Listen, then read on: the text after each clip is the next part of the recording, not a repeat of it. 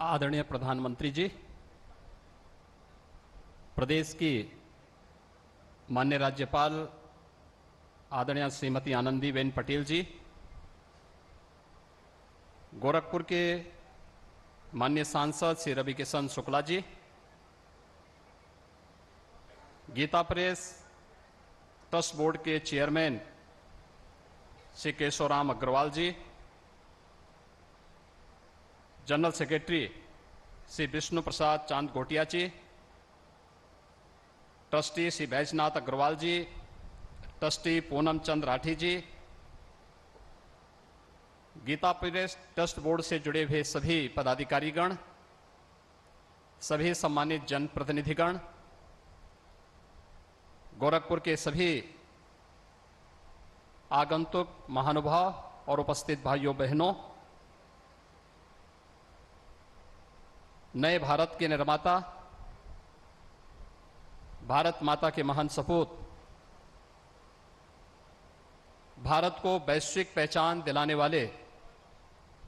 आदरणीय प्रधानमंत्री जी का महायोगी बाबा गोरक्षनाथ की इस पावन धरा पर गीता प्रेस के शताब्दी महोत्सव के इस भव्य समारोह में मैं प्रदेश शासन की ओर से, प्रदेश की जनता की ओर से हृदय से स्वागत करता हूं, अभिनंदन करता हूं।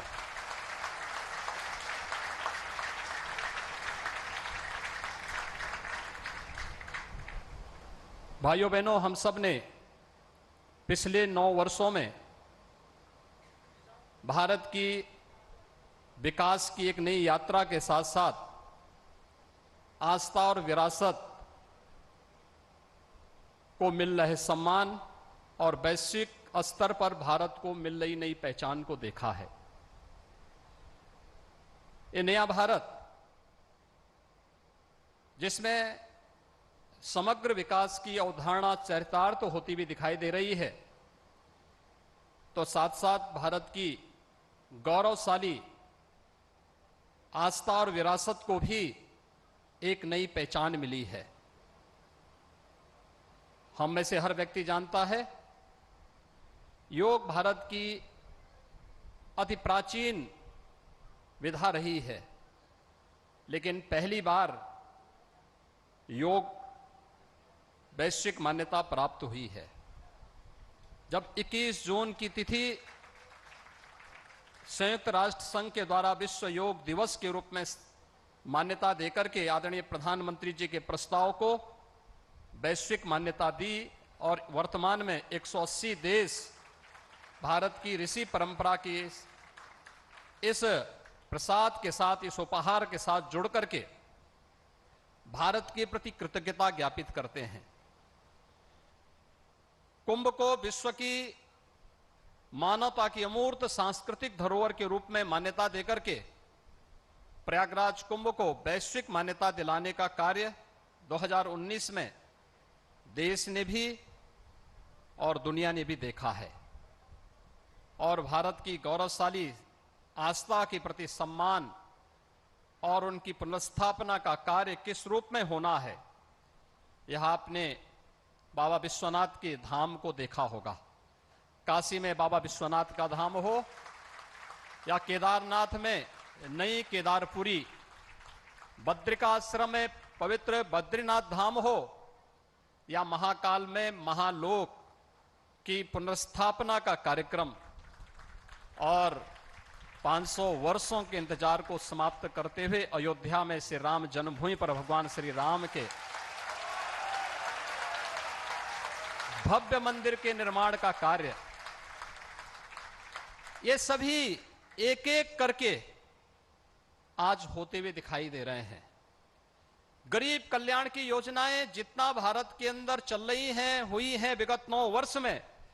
आजादी के बाद कभी भी भारत के अंदर तो नहीं हुई,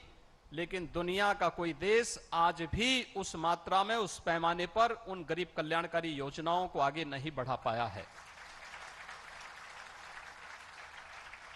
गीता प्रेस अपने 100 वर्ष की एक शानदार यात्रा को लेकर के आगे बढ़ा है और शानदार यात्रा में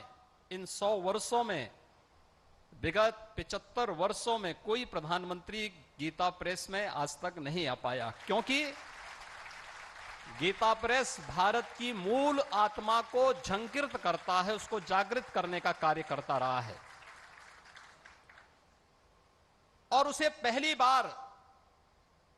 भारत के किसी यशस्वी प्रधानमंत्री जी के द्वारा सम्मान दिया गया है। और मैं आदरणीय प्रधानमंत्री जी का इसके प्रति भी आभार व्यक्त करता हूं कि 2021 के गांधी पीस प्राइज के लिए भी गीता प्रेस के योगदान को सम्मानित करने का कार्य आपकी अध्यक्षता में गठित जूरी ने किया। यह न केवल गीता प्रेस का बल्कि भारत की उस हर धरोहर का सम्मान है जो हमारी पहचान है और जो भारत को एक नई पहचान के साथ आगे बढ़ाने का कार्य करता है। आज भाइयों बहनों, हम सब जानते हैं 1923 में इस गोरखपुर में सरदेव सेठ जी, श्री जयदयान गोयनका जी ने एक किराए के भवन में अपने कुछ सहयोगियों के साथ एक प्रेस की स्थापना की थी। उस छापाखाने को भी अभी आदरणीय प्रधानमंत्री जी ने अवलोकन किया। और गीता प्रेस इन 100 वर्षों में अनेक उतार चढ़ाव को देखते हुए आज लगभग 100 करोड़ प्रकाशन करने की ओर अग्रसर है। भारत की विशुद्ध सनातन धर्म से जुड़ी हुई भारत की प्रत्येक भाषा का प्रकाशन आज भारत के लगभग हर घर में मौजूद है। यह हर भारतीय को गौरवान्वित करता है, उसके अपने मूल के साथ जोड़ने का कार्य करता है। एक और आस्था का सम्मान और दूसरी तरफ विकास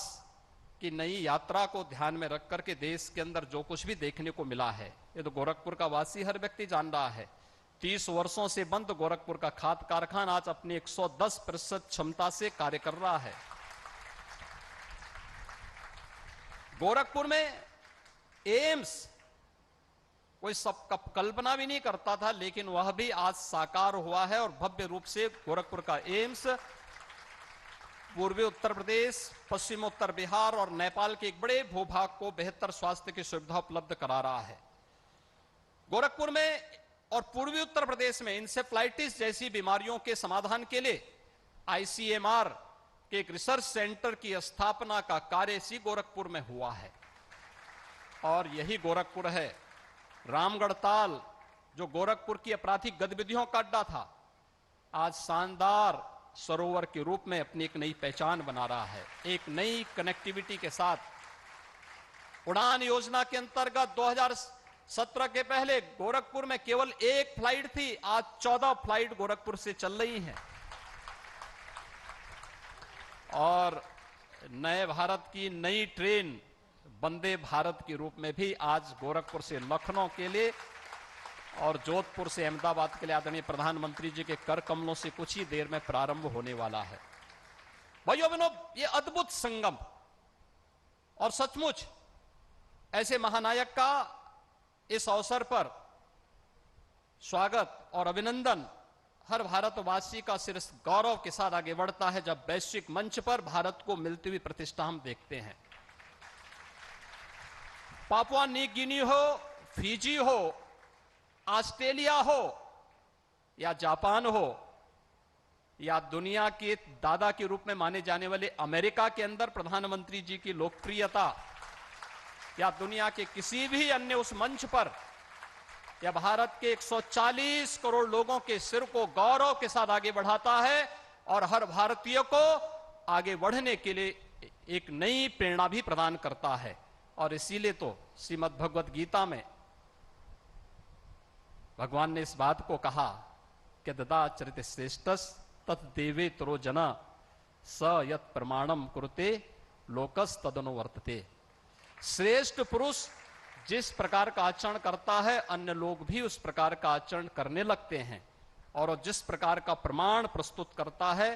वो अन्य लोगों के लिए यानी लोक के लिए भी वह एक नई प्रेरणा होती है। और आज ये नए भारत, ये नया भारत आदरणीय प्रधानमंत्री जी का अनुगामी बनकर के उनके मार्ग का अनुसरण करते हुए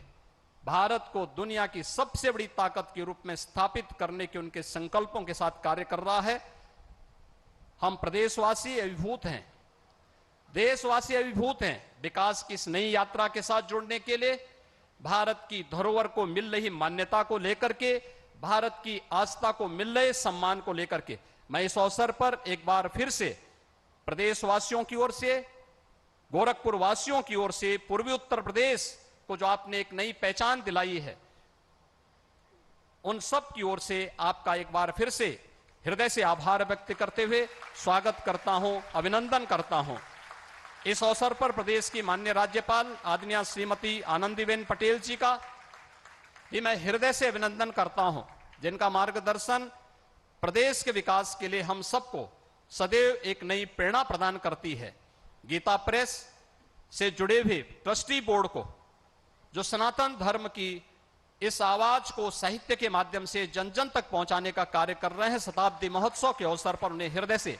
बधाई और शुभकामनाएं देते हुए विश्वास करते हैं कि संस्थापकों की भावनाओं के अनुरूप यह प्रेस निरंतर 100 वर्ष की अपनी यात्रा को जिस प्रकार से, जिस शानदार तरीके से आगे बढ़ाया है, आगे की कार्य योजना को भी उसी तत्परता के साथ, उसी प्रतिबद्धता के साथ गीता प्रेस ट्रस्ट बोर्ड आगे बढ़ाने का कार्य करेगा। पूरा समाज और पूरी सरकार आज आपके साथ में है। इस विश्वास के साथ मैं आप सबके प्रति अपनी शुभकामनाएं देता हूं। धन्यवाद। जय हिंद।